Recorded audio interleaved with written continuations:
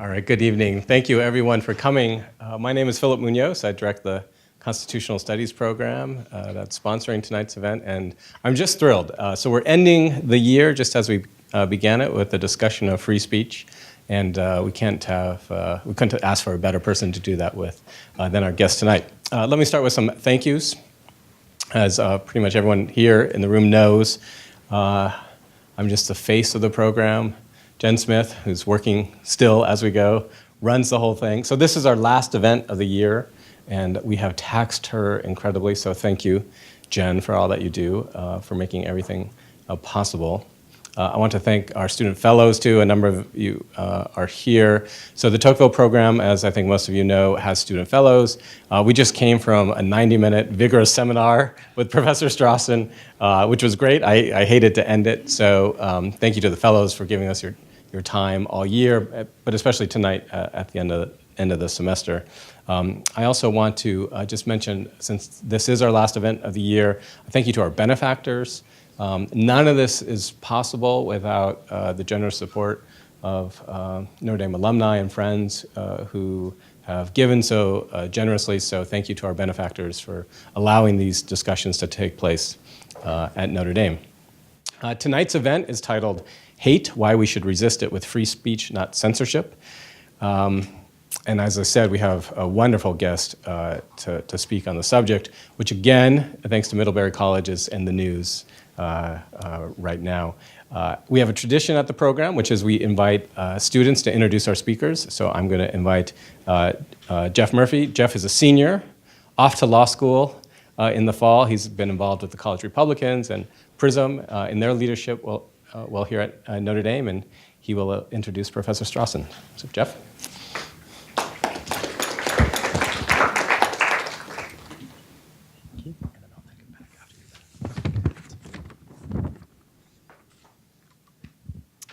Nadine Strossen, the John Marshall Harlan II Professor of Law at New York Law School, is a leading expert in constitutional law and human rights. She is the immediate past president of the American Civil Liberties Union, serving from 1991 to 2008, where she was not only the first woman to serve in that position, but also the youngest. She now serves on the advisory boards of EPIC, the Electronic Privacy Information Center, FIRE, the Foundation for Individual Rights and Education, and the Heterodox Academy. When Strossen steps down as ACLU president, not one, not two, but three ideologically diverse sitting Supreme Court justices participated in her farewell tribute luncheon: Ruth Bader Ginsburg, Antonin Scalia, and David Souter. The National Law Journal has named Strossen one of America's 100 most influential lawyers, and several other publications have named her one of the country's most influential women.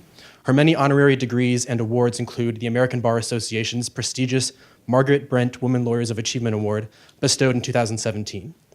Strossen has made thousands of public presentations before diverse audiences around the world, including on more than 500 campuses. A frequent media commentator, she has published widely in both academic and general interest publications.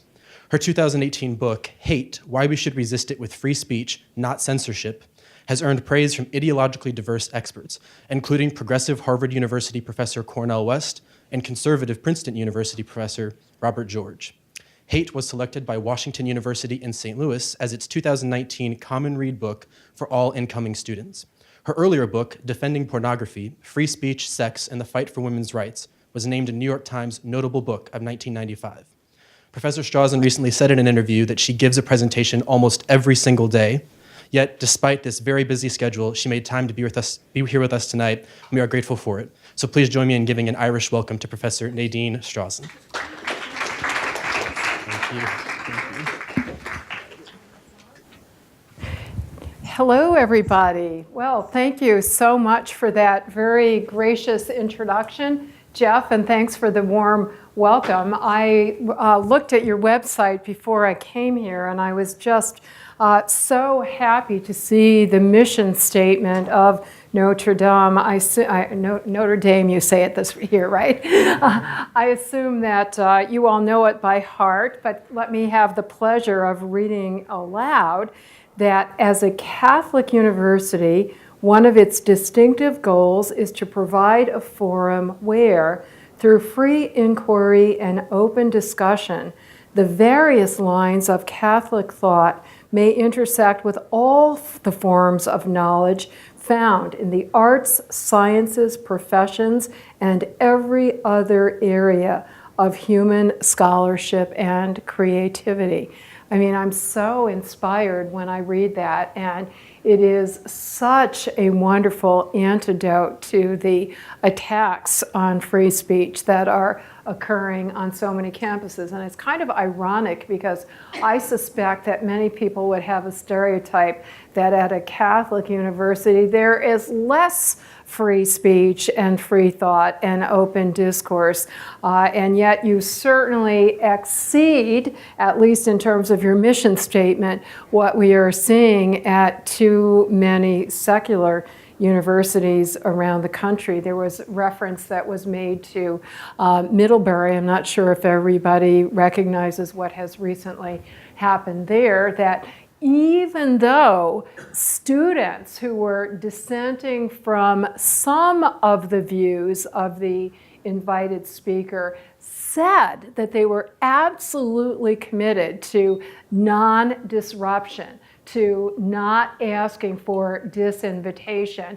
The administration, the university president at the last minute, just said that, and a college, I guess, college, not a university, the college president said because of supposed security concerns, the speaker would be canceled. And I think that was really doubly unfair to the students because it created the implication that it was the student protesters that were causing the problem, whereas they were absolutely committed to free speech going forward. And I felt so strongly about this, I submitted a letter to the editor of the student newspaper, which I was thrilled is going to be published on Thursday. And speaking of student newspapers, I've heard from Jeff, who's been such a wonderful person to deal with, that among the other exemplars of free speech on this campus, you have a wonderful student newspaper. I confess I haven't read it yet, but based on his recommendation,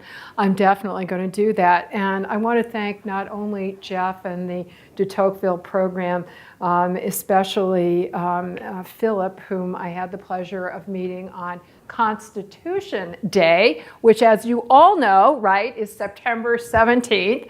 The Department of Justice decided to honor Constitution Day by having a forum on campus free speech, and they asked me to give the keynote lecture. And by the way, I'm not sure if you're aware of this, but because I am, after all these years, a bleeding heart liberal, there was a little bit of concern about whether I would accept an invitation from a Justice Department that was then headed by Jeff Sessions in the administration of Donald Trump.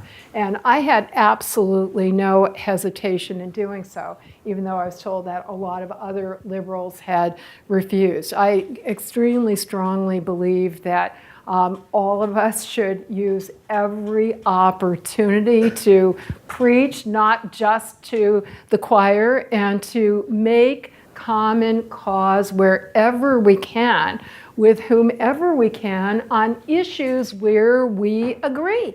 As I agreed with the Justice Department's focus on free speech on campus, with one caveat, which was at that point, the Justice Department had been criticizing predominantly liberal campuses for shutting down predominantly conservative speakers. And there are too many examples of the other direction. And I said to my inviters, I wish that the criticism would be even-handed. And I don't know if you remember this, Phil, but in the Attorney General's opening remarks and in Rod Rosenstein's remarks and other leaders of the Justice Department, they did take pains to criticize some examples of liberal faculty members and students who had unjustifiably been censored. And one other wonderful thing about this invitation is the very diverse organizations that are sponsoring it. The Constitutional Studies Department, the Ayan Hirsi Ali Foundation, College Democrats, College Republicans, Bridge, ND, ACLU of Notre Dame Law School, and ACS of Notre Dame Law School. And I really appreciate the collaboration among organizations that have different focuses and different ideological orientations that really epitomizes what I'm aspiring to through all of my evangelizing, including through speaking and through the book. I wanted to, let me tell you in a nutshell why I wrote the book and what my bottom line conclusion is. I think it's quite clear why I wrote the book. I've already alluded to the two prevalent attacks on free speech on campus, but also in the rest of our society. And under the banner of attacking hate and hate speech, and I'm putting those terms in quotation marks because they have no fixed, agreed upon meaning. But when you consider how those words are used in our political discourse today, both on campus and more broadly, basically people use the H word promiscuously to label and denounce and stigmatize any idea that they hate. And the classic way the term is used is to refer to speech that denigrates on the basis of who you are. People who are members of religious groups or racial or ethnic groups that have traditionally been marginalized and excluded. But we also are using that term more and more to completely denounce and ostracize people whose ideas we disagree with. And so the term hate is used for policy ideas on the most important subjects about race, about gender, about sexual orientation, immigration policy, and it unfortunately has led to a great chilling of discussion, especially on campus. I just read a survey that was reported this morning. It was reported in the weekly bulletin of the Heterodox Academy, a wonderful organization I'm proud to be on its National Advisory Board, which, as the name suggests, is trying to bring together people from different perspectives on campus to engage in critical thinking and dialogue to break out of their usual echo chambers, and doing a lot of studies to document the extent to which this is not happening on campus. And today's report offered yet more evidence that there is so much self-censorship going on campus. So even beyond the situations that are well publicized where there is too much direct coercive censorship, thou shalt not speak here, as happened at Middlebury recently, to cite the example I referred to earlier. There is a huge amount of self-censorship where faculty members and students are reporting that there are entire subjects that they dare not speak about at all, or dare not speak about candidly for fear of, as one of my friends put it, being called some kind of an ist or some kind of an obe. And these are, of course, the most important sensitive subjects that, if they should be discussed at all with candor, should certainly be discussed on campus. So, reading all of the evidence about the breakdown in communications and seeing that myself, I decided that I had to try to do what clearly had not been done with sufficient persuasiveness by myself or by anybody else earlier, which was to make the case to the predominant advocates of censoring hate speech, which there's no secret that the predominant pressure now to suppress speech that is hateful on the basis of race, religion, gender, and so forth, that pressure is coming predominantly from left of center. where I myself am situated on the ideological spectrum. Although I do consider I am definitely a political independent, and I have to say that this is not, the blue is not a partisan. I was trying to match your school colors. And on the website, this is how the blue looked. Now here I see it's more of a navy blue, but look at the website and you'll see.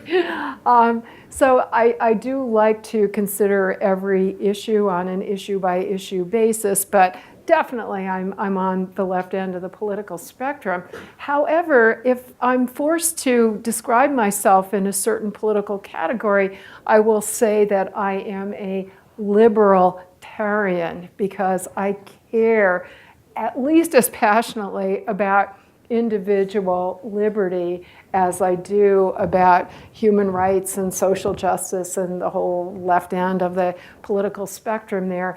And the pitch that I make to my colleagues on that left of center is that for all of your passionate advocacy for values that I completely support, equality and dignity and diversity, inclusivity, societal harmony, individual mental well-being. I'm completely committed to those goals, and I am absolutely convinced that the only way that we can effectively promote those goals or any other political, social, or cultural goals is through robust freedom of speech.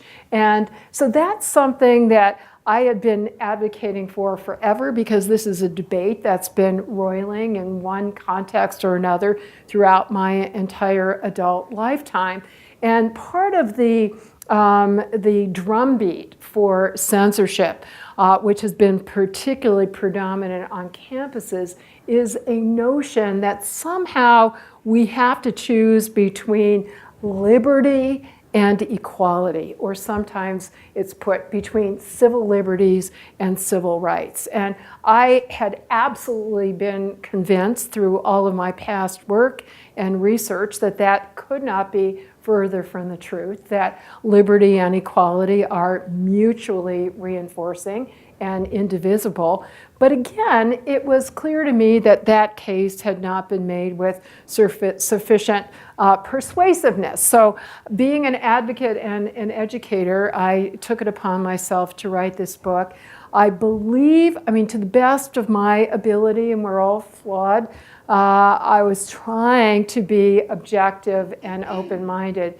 As I told a couple of the students as we were coming in here, I had in my mind a question, which is the title of a book being written by a friend of mine who's a philosophy professor, now the president of Skidmore College, named Philip Glotzback. He gave me permission to quote the title of his book, and he said, of his forthcoming book, he said, you keep quoting it, now I'm really gonna have to write it.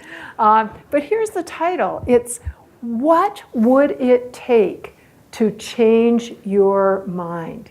And I think that's such a great question. What would it take to change your mind? And I have to say, if I had found evidence that suppressing hate speech was necessary in order to bring about a goal of, a countervailing goal of compelling importance, some of you will recognize I'm using constitutional law language here, if it was necessary to end discrimination, to foster human rights and justice, then I would say that restriction could be justified. But to the best of my examination of decades of evidence now of how hate speech laws have actually operated in other countries, and how the absence of hate speech laws have operated in this country, where we do allow punishment of some hateful speech, but under very tight conditions, I am more convinced than ever that well-intended as censorship is, it is at best ineffective and at worst counterproductive. And more important than my conclusions, I was really surprised to see, and my book quotes so many of them, human rights activists from countries all over the world and from international agencies, including the United Nations, and from regional human rights agencies, including the European Commission Against Racism and Intolerance, international human rights organizations, Amnesty International, Human Rights Watch. All of them are consistently speaking out against the hate speech laws in other countries, and not because of free speech constraints. Under those countries' laws, of course, it is completely permissible to censor hate speech. So the resistance is coming specifically from the perspective that these laws simply are not doing the job of ending discrimination and promoting equality. I don't know to what extent you follow events and other, well, of course, everybody knows about the massacre in New Zealand, which has extremely strict anti-hate speech laws, as does Australia, the country from which the perpetrator came. I pay a great deal of attention to Germany because of my personal history, which I'll say a bit about in a moment. But Germany, which has the strictest anti-hate speech laws in the world, with the possible exception of the Middle East, possibly some of their laws are stronger. But Germany has extremely strict laws. They're enforced extremely strictly. And yet there have just been outbreaks, rampages of violence, hateful violence, discriminatory violence against Jews, against Roma, refugees, immigrants. The anti-Semitic violence in Germany has gotten so bad that Chancellor Angela Merkel last year, for the first time, appointed a cabinet-level official as the commissioner of anti-Semitism. The head of the Jewish community in Germany issued an edict a couple of years ago that observant male Jews should violate their religious belief to wear the kippah, the yarmulke, as a sign of respect to God. He said it's too dangerous to do that in public. I advise you to identify yourself as a Jew. I advise you when you're going out in public, please remove the yarmulke despite the religious duty. And so exactly 1 year ago, an Israeli Arab, interestingly enough, was visiting a German friend of his in Berlin. Berlin, a world capital, crossroads of Europe, and it was in a very trendy, hip neighborhood in Berlin. So we're not talking about some province in the former East Germany where there's been a lot of violence that's gotten a lot of publicity.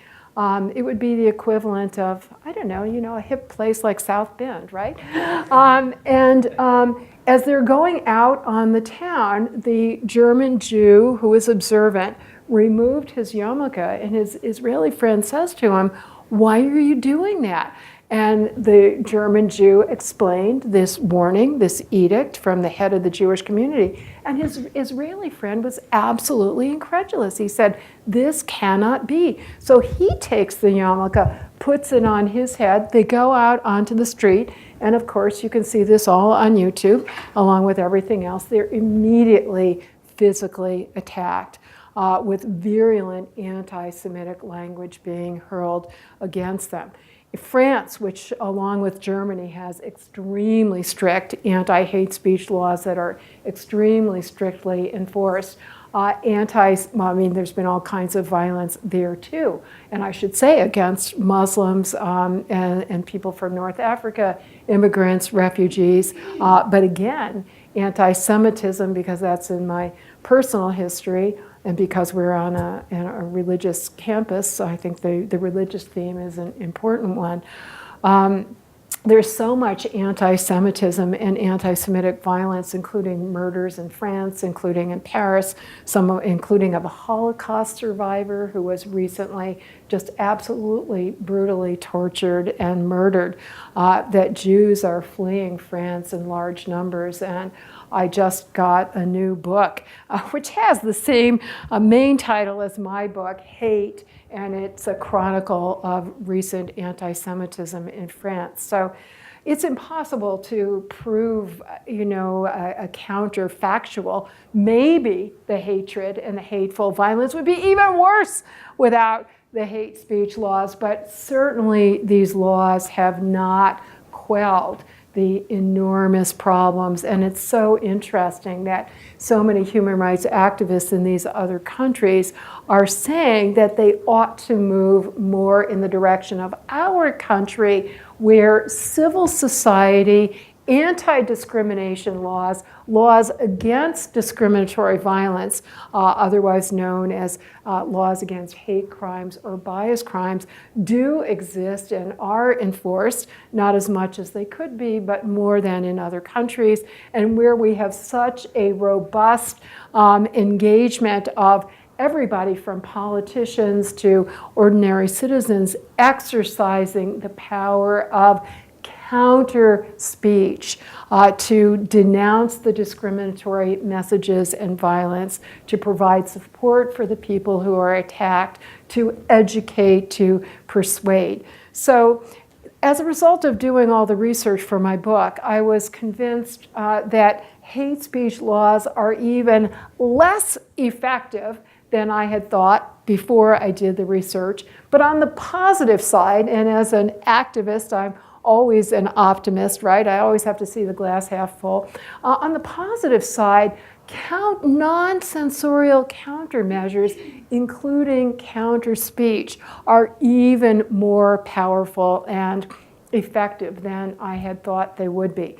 So my argument is based not only on free speech principles, or not separately on free speech principles. My argument is based on policy concerns and strategic concerns about what is actually effective, not only for protecting individual liberty and democracy, but also for bringing about equality and dignity and all of those goals that advocates of censoring hate speech think they are likely to foster. So as a law professor, I really want to say something about the First Amendment principles, because to me it was thrilling to really delve into them even more deeply than I had done for all the decades of teaching in the area. I've gained increased respect.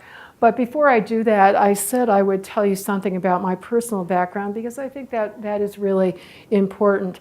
My father was born in Germany in 1922 as what later was defined by Hitler under the pernicious, racist, so-called Nuremberg laws. He was defined as a Jew of the second degree because his mother was of Jewish background. His father was a so-called Aryan.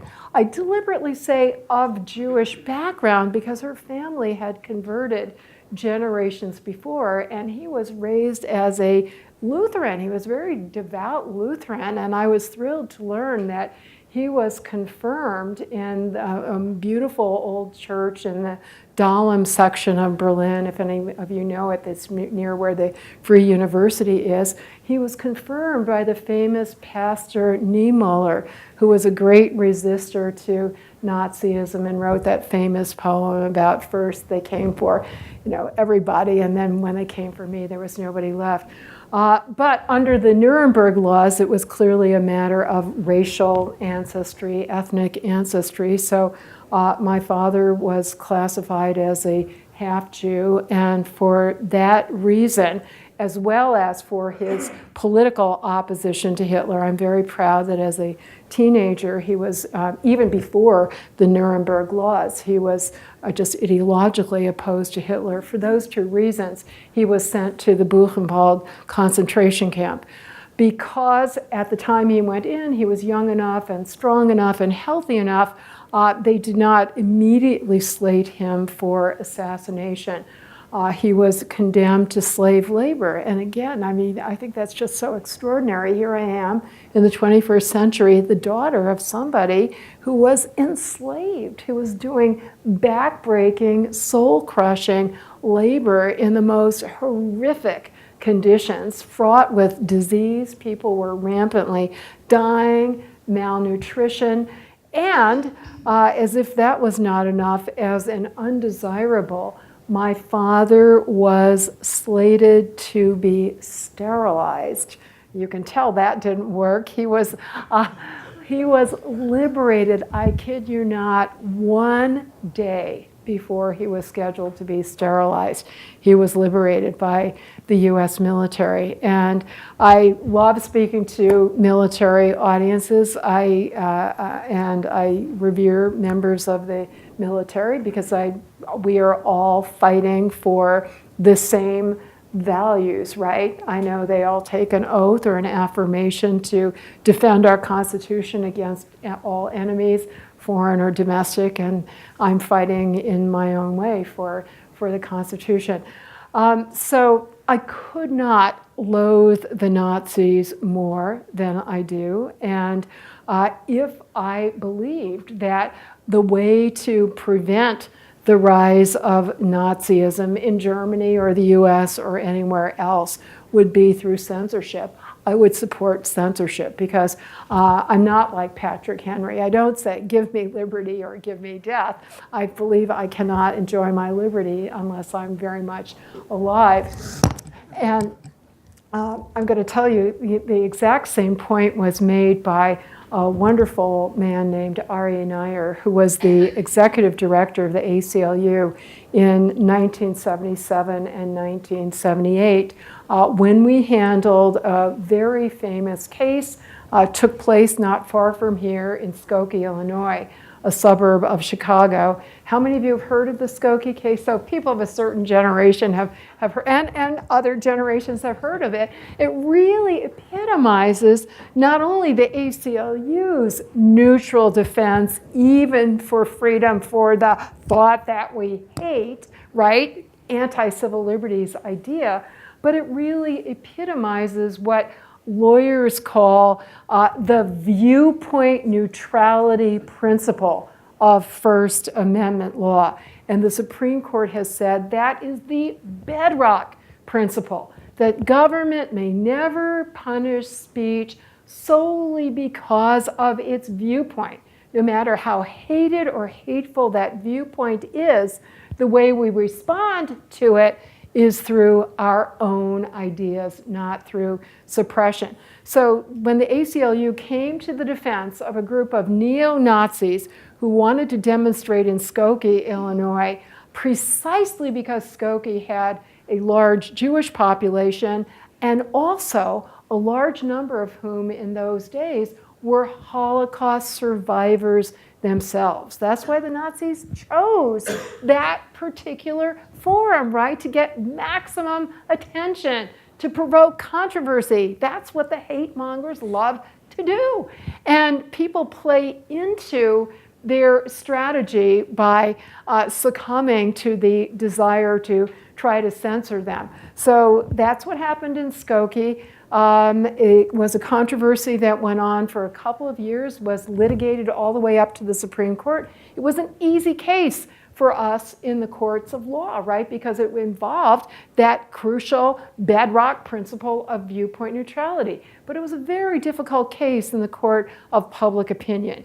Even, I can say, especially ACLU members, die-hard free speech absolutists, but also die-hard opponents to Nazism and racial discrimination.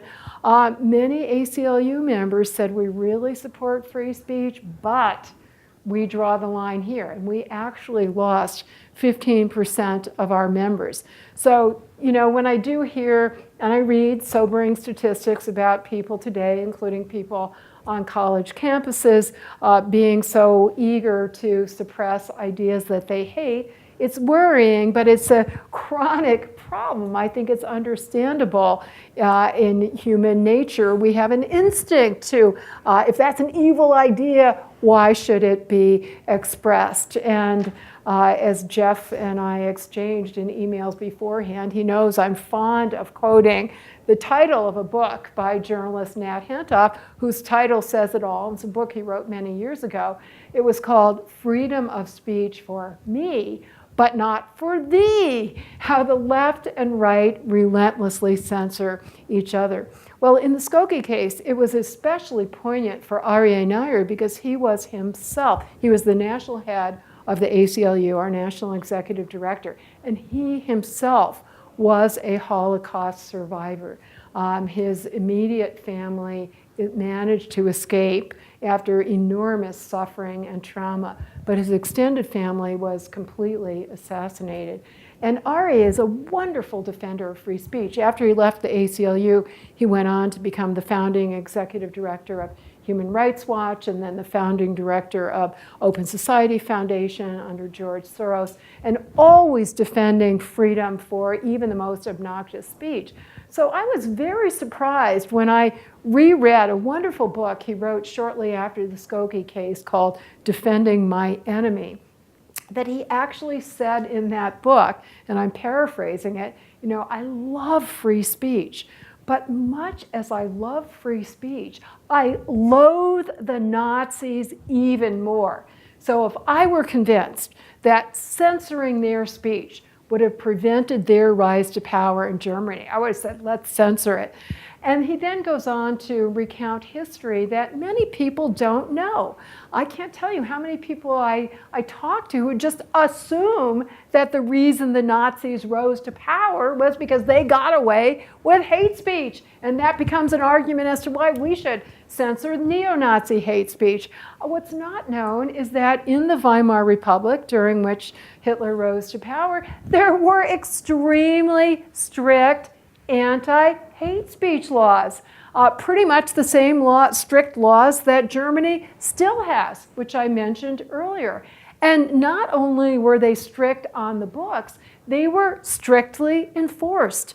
The leading Jewish organization at the time said the government is enforcing this law fairly and thoroughly, and it's, you know, excellent prosecutors and so forth. And guess what? The Nazis loved it. These trials became propaganda platforms for them, as a result of which they got attention they otherwise would not have gotten and sympathy they otherwise would not have gotten. It's the very same strategy that hate mongers use today, and I don't at all mean to compare them to the genocidal Nazis at all in terms of their ultimate plans. But in terms of strategy, it is exactly the same. So if you look at leading organizations that are crusading against white supremacist and other hate groups, including the Anti-Defamation League and the Southern Poverty Law Center, the advice that they give to campuses and other communities where white nationalists and other hate groups are planning on demonstrating is they say, we know that it would feel so morally satisfying to punch a Nazi, to use one of the internet memes, or to try to cancel it, or to have disruptive protests, but you are just feeding into their tactics if you do that. Please resist that temptation. Now, believe me, I completely support counter-speech, and that can include non-violent protests, but you have to be very strategic about what is the most effective form of counter-speech in a particular situation. So let me get back to the First Amendment. It's a very complex body of law. I know some of the students I had the pleasure of discussing with over dinner are already quite, admirably well steeped in it even before going to law school, but you understand how complicated it is, and yet you can quite fairly condense free speech principles, the major free speech principles, down to two major precepts. And one I've already told you about, that's the viewpoint neutrality principle. Government must remain neutral to the idea, the viewpoint, the message, the content. It's sometimes called the content neutrality principle.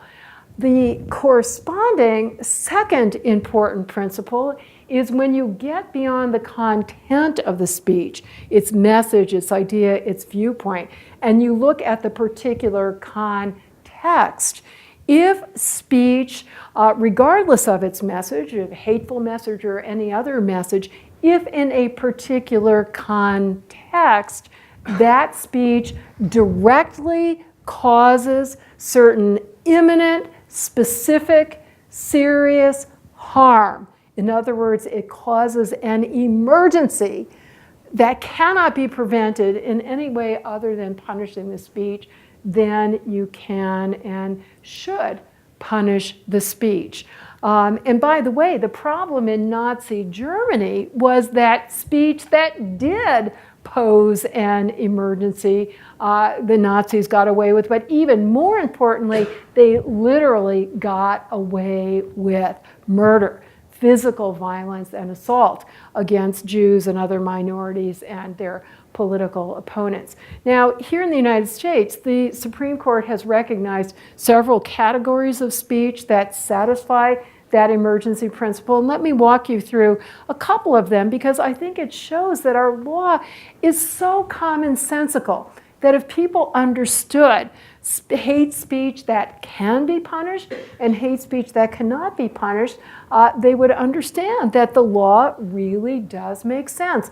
When speech poses the greatest danger, it can be punished, but when censorship poses the greatest danger, government may not censor speech. So one category of speech that satisfies the emergency principle that a lot of hateful speech does satisfy, we lawyers call a true threat. And I say true threat to distinguish it from the loose way we use the word threat in everyday speech. So I hear a lot of students on campus saying, I feel threatened by the fact that Charles Murray is going to be speaking on my campus, or that Milo Yiannopoulos, you name it. No, that's not enough to justify censorship. That's disagreement with the viewpoint, right? Never a justification for censorship.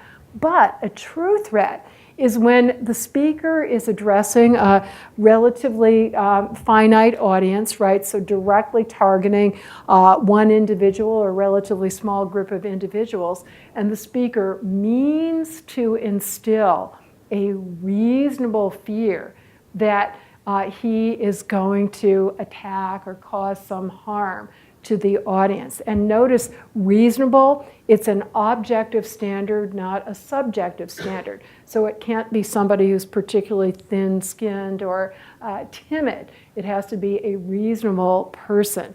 And in that situation, speech can and should be punished. Now let me give you an example of speech that does satisfy that true threat standard. It comes from Charlottesville in 2017. Again, as the ACLU had done in the Skokie case, we again came to the defense of free speech rights of white supremacists, recognizing that the principle at issue is one that redounds to the benefits of, completely the opposite ideological perspective, those who are challenging white supremacy. And one of the patterns in the enforcement of hate speech laws is that they disproportionately silence the voices of the very members of minority groups who are hoped to be protected by these laws, which is one of the reasons why human rights activists around the world oppose these laws. So in the Charlottesville case, the horrific words and ideas that were being expressed, you will not replace us, Jews will not replace us. You can imagine how that makes me feel listening to it, but I agree that hateful as that expression is in content, that is not a justification for censoring it, because I know that other people consider speech that I personally think is not hateful, other people consider it to be hateful. For example, speech by Black Lives Matter protesters has often been attacked as hate speech. So I don't want to give the government that power. But when the context changed, and you had, masses of people who were not only chanting those words, but were bearing tiki torches that were lighted and brandishing them, brandishing firearms, in my view, that crossed the line into a true threat. And by the way, to satisfy the standard for a true threat, you do not have to actually carry out the violence. You simply have to mean to instill a reasonable fear that you're going to do so. Because if somebody has that fear, they're already suffering harm. Their freedom is already impinged upon. I, for one, would usually be out there counter-demonstrating, but I would not do that in the face of this intimidating display of lighted torches and firearms. Another example where hateful speech or speech with any other content can be punished because it satisfies the emergency principle is intentional incitement of imminent violence, where the violence is likely to happen imminently. And notice that for these tests, the court is demanding a really tight and direct causal connection between the speech and the harm. In that sense, the court is departing from the standard we used to have in this country and that other countries still enforce, which was called the bad tendency test. That speech could be punished if it might indirectly, at some point in the future, possibly cause some harm. And just think about it. Speech, of course, always has that potential. As Oliver Wendell Holmes said in what was a dissenting opinion, subsequently adopted by the majority, every idea is an incitement. So we can't allow that potential speculative possibility of causing harm to justify censoring speech. When the government did enforce that loose bad tendency test, that's when it suppressed and imprisoned civil rights demonstrators. That's why Martin Luther King wrote his historic letter from a Birmingham jail. All government protesters, all anti-war protesters, anybody who was challenging the status quo could be imprisoned, and many of them were imprisoned under that loose bad tendency test. I promised I would stop talking very soon because I want to have plenty of time to answer your questions. So in terms of how I want to use my remaining time, I want to focus on the positive here, because what was the most surprising to me was how powerful counter speech can be. And I shouldn't be surprised, right? And it really follows from the arguments of those who advocate censoring hate speech. They say words are powerful. They can bring about great harm, and I do not dispute that. As the United States Supreme Court said in a recent case in which it unanimously opposed censoring hate speech, yet again, that's been a recurrent holding for many years now, the court said we're protecting speech despite the fact that it is so powerful to cause harm. In fact, we're protecting speech because of that fact. The power of speech can do great good, and it also can do great harm. But even more harmful than what speech can bring about is the harm of empowering government with a censorship tool that is inherently, unavoidably discretionary and subjective. And that's the reason why I put the term hate speech in quotation marks. I've read every single definition that has been adopted by countries around the world, that has been proposed, and they are all inescapably a matter of personal predilection. One person's hateful speech is somebody else's loving speech. I mean, here on a Catholic university campus, I'm thinking of the abortion debates, where I probably need not tell you that in many places, including on many campuses, pro-life expression has been attacked and in some cases punished and censored as hate speech, allegedly hating women, right?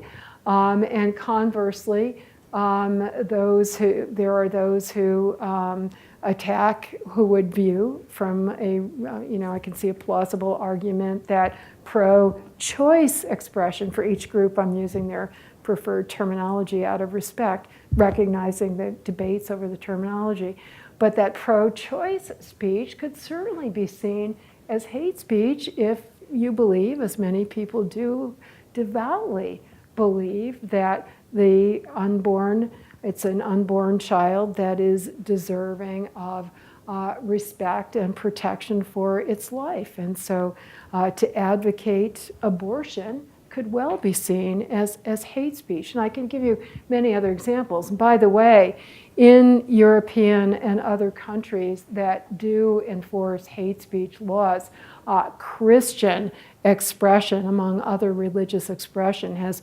repeatedly been prosecuted and convicted as hate speech. My book gives examples for many, many different European countries, Australia, New Zealand, Canada, where even reading from the Bible, even if you are a member of the clergy, has been prosecuted and convicted as hate speech, and people, bishops, priests, ministers, imams, have all been criminally punished.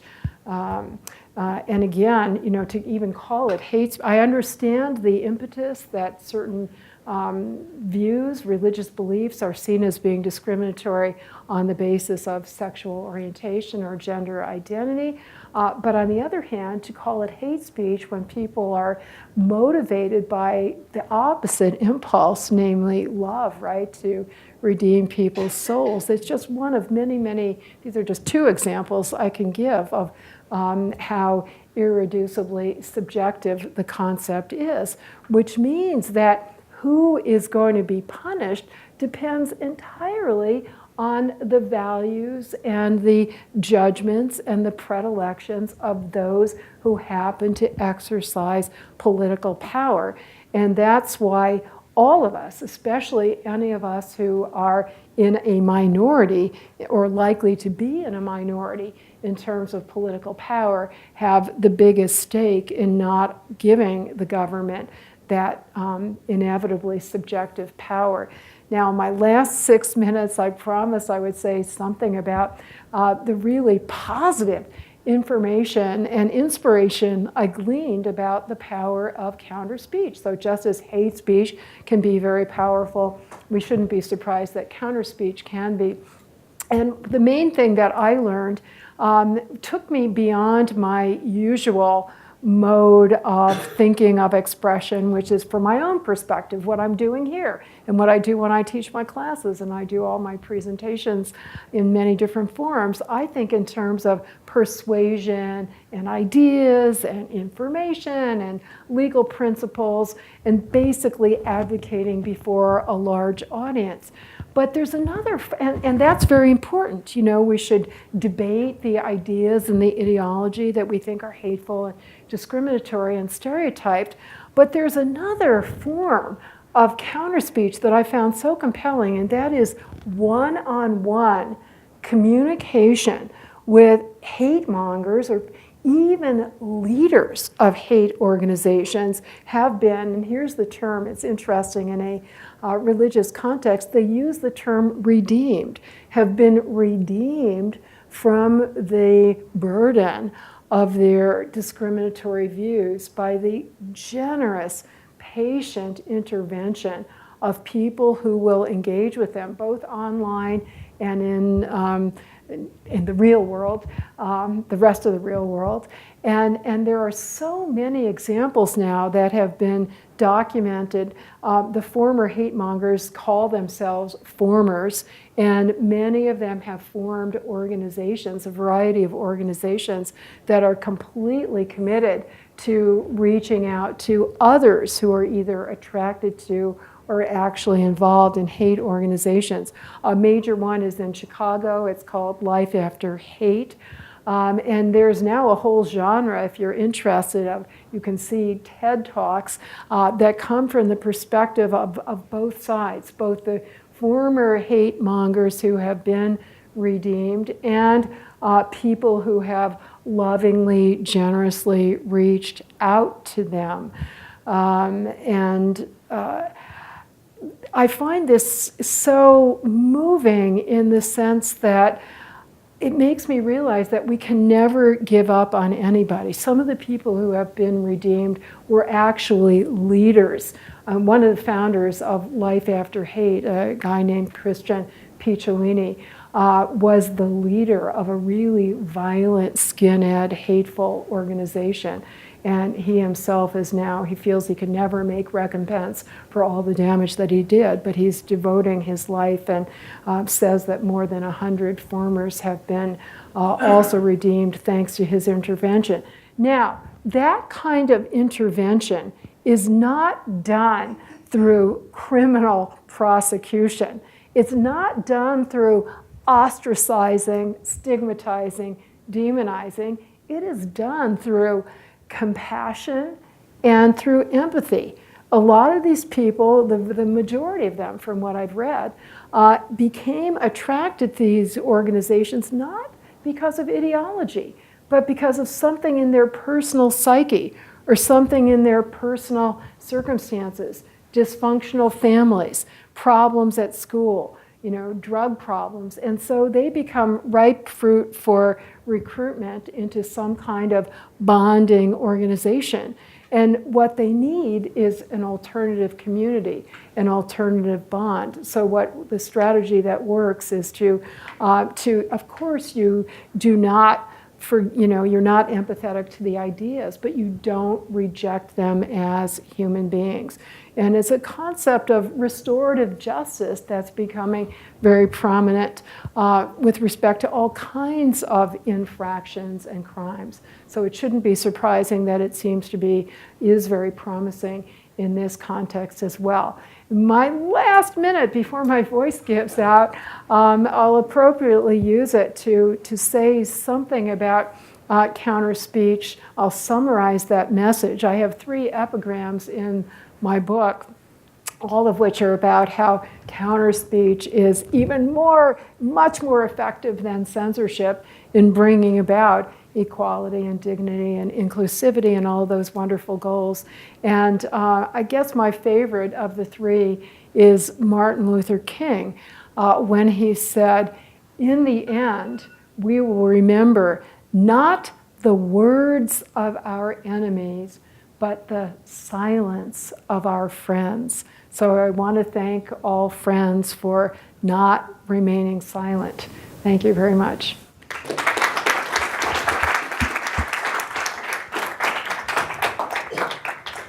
Thank you very much for that powerful and empathetic talk. As you all know, we have a tradition here in the program. We always invite our undergraduate students and our law students too to ask the first question. Before we do that, though, we do have a special guest. It's a great pleasure of me to welcome Dean Mastillo, the Dean of the College of Arts and Letters. So thank you for joining us tonight. Any students with a question?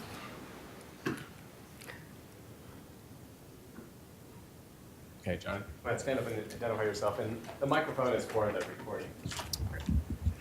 Hi, my name is John Biagini, and we actually were at the dinner, and I thought it was really awesome to get to talk to you about Thank you. I felt the same way about talking to you. So at the dinner, we had also talked about the Masterpiece Cake Shop case that Nick actually brought up. I thought it was a good kind of contentious thing to bring up with your new book coming out.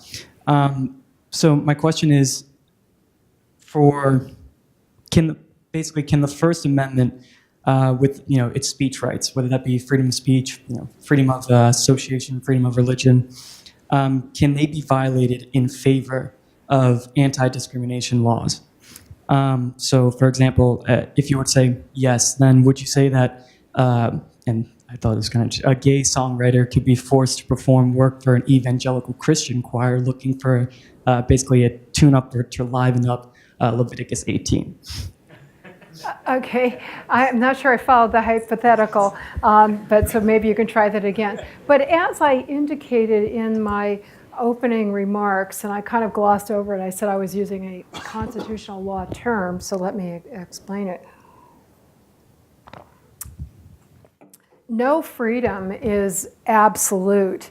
And what we insist upon, and what, both what civil libertarians insist upon and what the Supreme Court in enforcing the Constitution insists upon, is before government can restrict any fundamental right, including freedom of speech and freedom of religion, it must, and here's the constitutional law lingo, it must satisfy strict scrutiny. Government has the burden of proving that the restriction is necessary to promote a countervailing goal of compelling importance. So let me use an example that's very current in many parts of the country, including my own home city of New York. We're having a very severe public health crisis in terms of measles.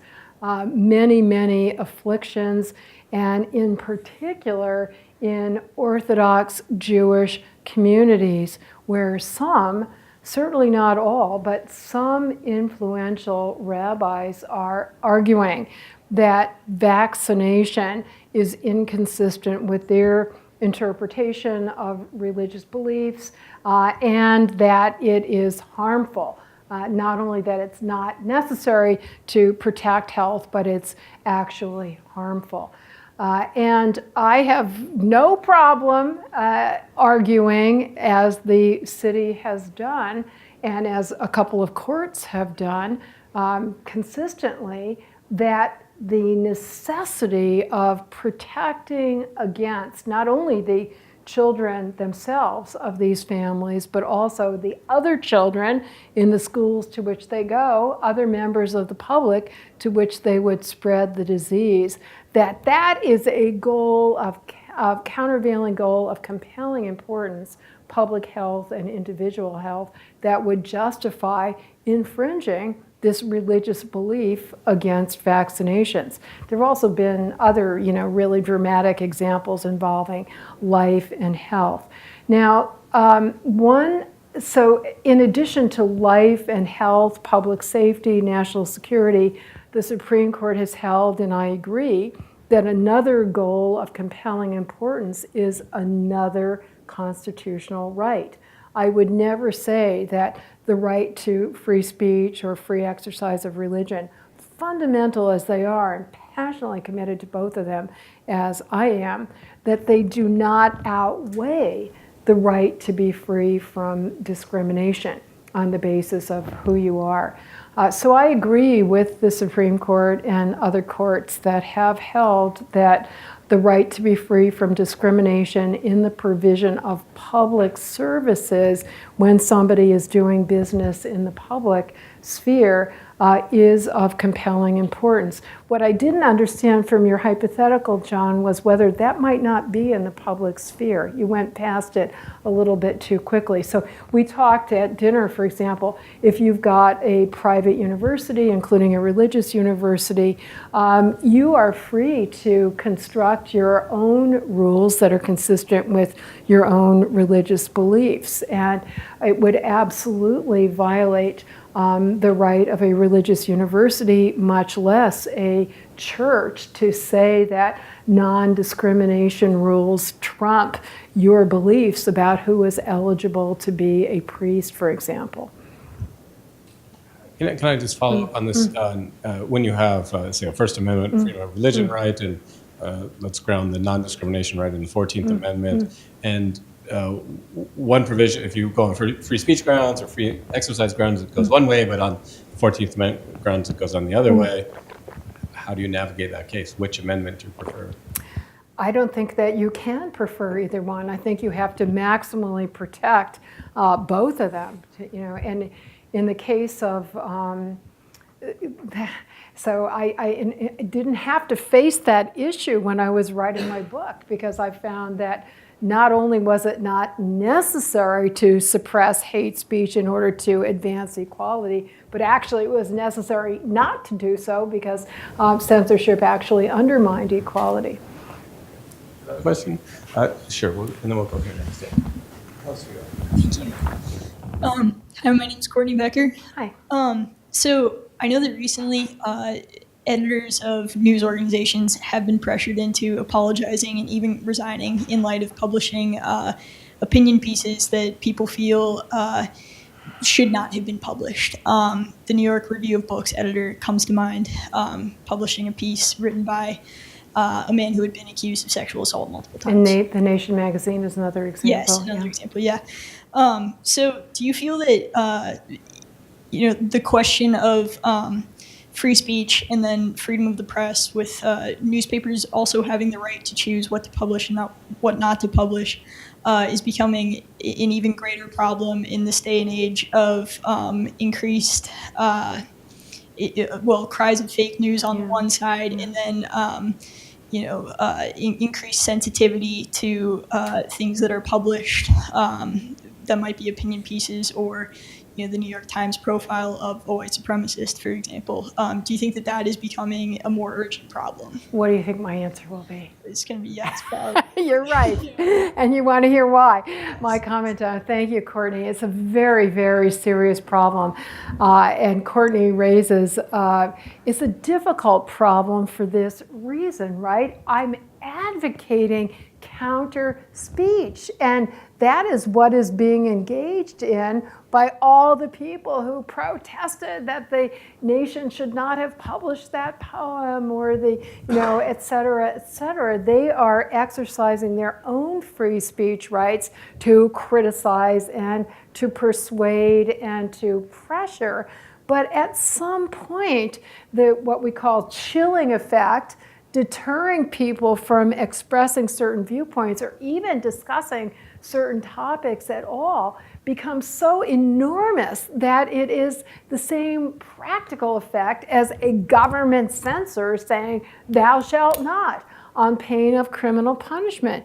Indeed, most of us probably care more about peer pressure and social pressure that presents even more of a realistic threat. That's why all the self-censorship on campus. It's not that students feel that they're going to be kicked out or punished by the authorities. They don't want to be ostracized by their co-students. And somebody told me to reread John Stuart Mill's classic essay on liberty, which I do reread every few years, but it had been a few years. And I was astounded to see, Philip, are you going to remember this?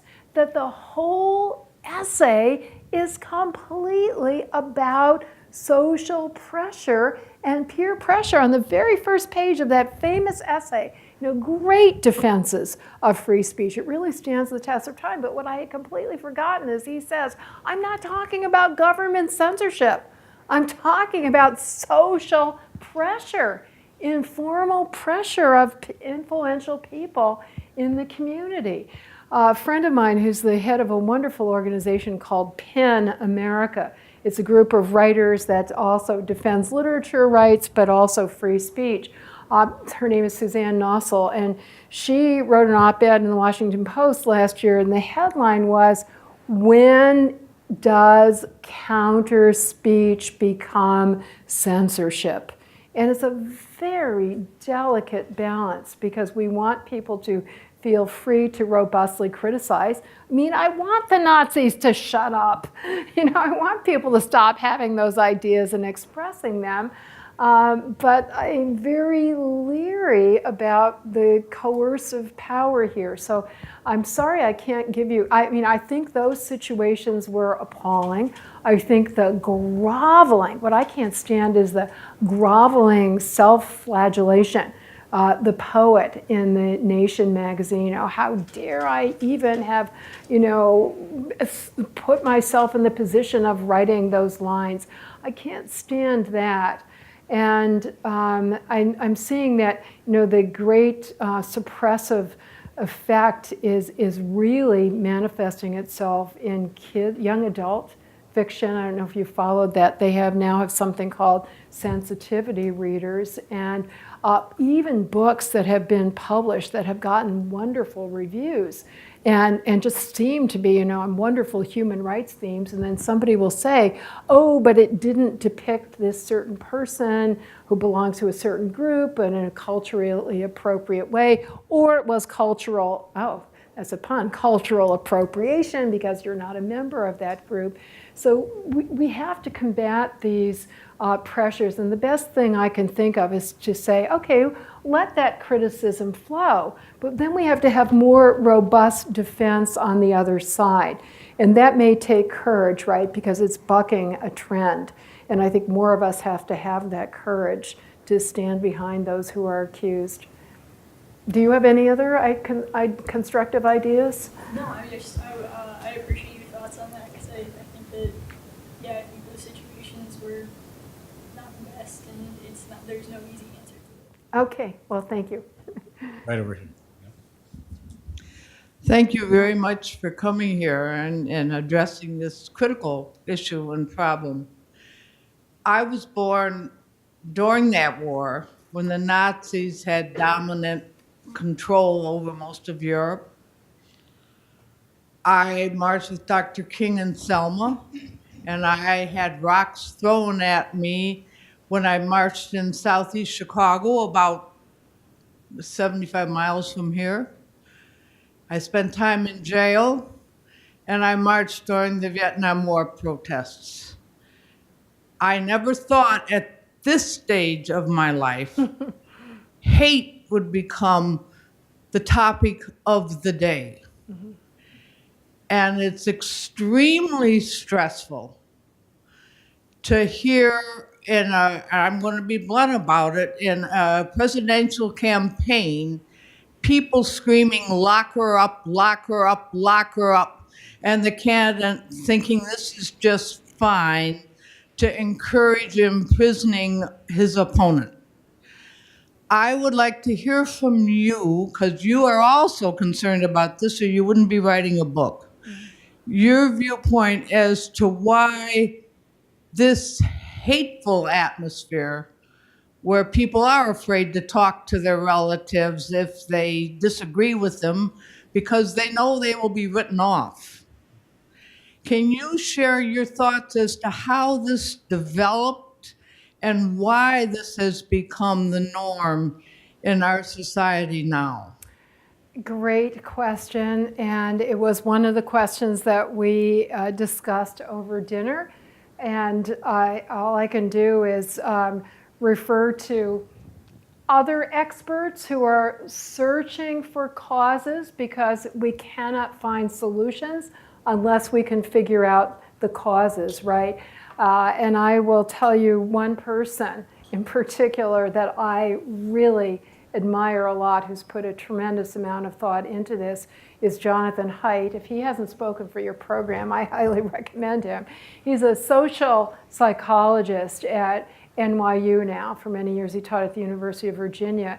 And he is an expert on moral psychology and has done a lot of examination of what it is that leads people to have such firmly held beliefs that are impervious to rational argument, why it leads to polarization and tribalism, and why has that become even worse in the recent past than it was before. And he's got a new book out that came out last year called The Coddling of the American Mind.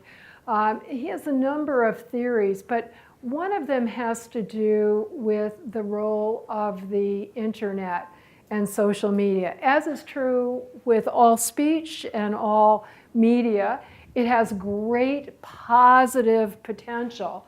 And think of all the wonderful movements, including for human rights, that could not have taken place without the internet, but it also has tremendous negative potential, not only in terms of being a vehicle for the dissemination of hateful views, and also creating, as we all know, the famous echo chambers, which make people more and more insulated in their own views because they're only talking to people who agree with them. But studies have shown, and he cites these studies in his book, that now, especially younger people, are spending a much higher percentage of their time online and a much lower percentage in actual face-to-face human contact. So there is much less opportunity to actually interact with people that are different from you, who have different backgrounds, who have different perspectives, who have different ideologies. And that's why one of the strategies that's being used by the organization he founded called the Heterodox Academy. And there are other similar organizations, including Bridge USA, which I know has a chapter on this campus, something else called Open Inquiry. They're sprouting up on campuses all over the country and in communities all over the country that are using a very old-fashioned concept of getting people together to sit around a table, often breaking bread together. In my local community in Connecticut, that's what we call it, breaking bread, and getting to know the person as a person. Surprise, surprise, it's a little bit like this. It's definitely related to the strategy I talked about in dealing with hate mongers. You relate to somebody as a human being. You don't just see them as somebody who has a certain idea that you disagree with. And it's amazingly simple, but it's obviously becoming too rare, that we only come together on those rare, fraught occasions, Thanksgiving, right? And it becomes so painful because we haven't had contact in between. And I think that, again, that there's so much that we can do through respectful communication and modeling. This is something else. Many universities now are having whole departments on civic engagement and civic dialogue. So I'm optimistic, but it's going to take a lot of work. Let's get one more question. I've been ignoring this side of the room. So. The right side, From my perspective, not from yours. Hi, my name is Patrick. I'm from Virginia. And on the week of August 12th, 2017, I was really shocked to watch the news of neo-Nazis coming to my state and coming to Charlottesville. So two of my friends and I went down and we joined the counter protest in Charlottesville. And that day, I was in the attack. Were you on there on the 12th or on the 13th? So I was there on the 12th. So I was there during the actual Day of the Unite the Right rally. And so I was there on 4th Street. I watched the entire attack. I jumped out of the car. I watched Heather Hayer's lifeless body taken off the street. I agreed with the content neutrality standard. I was fully aware of it. And I supported the ACLU's decision to stand up and to support them with their legal rights. But something was broken that day. I mean, that's not a system. What I saw on the streets of Charlottesville is not a system that worked. Yeah. And so my question is, with the true threat standard, the neo-Nazis of today are extremely different than the ones who marched in Illinois on the basis that it's not a single organization. There's always been radicalized elements of organizations. But when we look at how people today online become radicalized through 4chan and 8chan and through different online communities, when we're trying to address and assess the true threat standard, James Field, he posted a GIF online of a car running over people. And so it's hard to know when there is a true threat, because we can't say, even if the leader is not going to, even if the leader's not going to be supporting this, we don't know, where the true threat is. And so I understand that we can't ban all protesting spaces, but specifically with armed protests, because, I'm extremely thankful every single day that it was not, I could jump out of the way of a car, but I can't jump out of the way of a bullet. But there were so many guns on the streets that day. Yeah. And so when we are allowing armed protests, what needs to be the standard for assessing true threat nowadays when we are going to allow guns to be part of these protests? What's your name, please? Patrick. Patrick, again, sorry. Yeah, excellent question. And I myself have been there several times since, including once very recently, and exactly that intersection where she was killed. So, first of all, law enforcement did have power there to arrest those people once they were marching with the tiki torches and brandishing guns. There was a huge failure of law enforcement. Sadly, it was analogous, again, I don't want to compare these neo-Nazis, contemptible as they are. They weren't advocating, let alone practicing genocide, but it is a comparison to Weimar Germany, as I mentioned, in the failure to protect people against actual violence. You may know, Patrick, that the city council in Charlottesville appointed a bipartisan, nonpartisan commission to do a report about not only the situation in August, but earlier that year there had been 2 other similar situations that weren't nearly as well publicized. And it was an absolutely scathing indictment of the failure of law enforcement at every level. The FBI, the state police, the county police, the city police, and the campus police. The whole area where Heather Heyer and the other pedestrians were mowed down, there was not a single law enforcement official, not one. There had only been one who had been assigned, and that person had fled long ago. There was absence of training, there was absence of preparation, there was absence of communication. There was a complete failure to enforce the laws that did not allow the firearms, that did not allow the tiki torches. I've seen different explanations and theories as to why such a failure, and I have no independent knowledge, but I think it's disturbing that there are allegations that at least some of the law enforcement officials were more sympathetic than one would wish to the protesters. That, I don't know if that's justified or not, but whatever their motivations were, they clearly failed in the execution. And the positive aspect of that report is that it's very, very detailed and constructive about what we will do differently from now on. You know, and a lot of the police officials have been fired and there's new staffing. Now, the true threat was only one example of speech that could be punished. I mean, put aside the fact that the violence itself could and should have been punished and that the true threat standard was satisfied.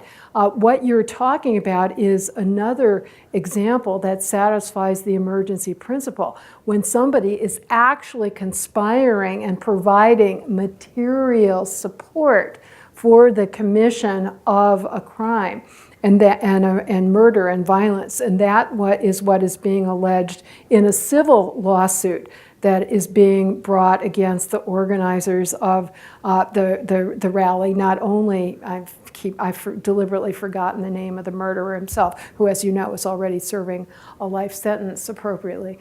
But others are, the civil lawsuit was allowed to go forward. There was a motion to dismiss on a First Amendment ground, and I've read the judge's decision, and I completely agree with the judge's decision that the allegations are enough to show that there was participation and instigation and conspiracy to use the car as a lethal weapon, and that should be subject to punishment. So again, I think the law is, in theory, exactly right. It just wasn't executed consistent with the theory.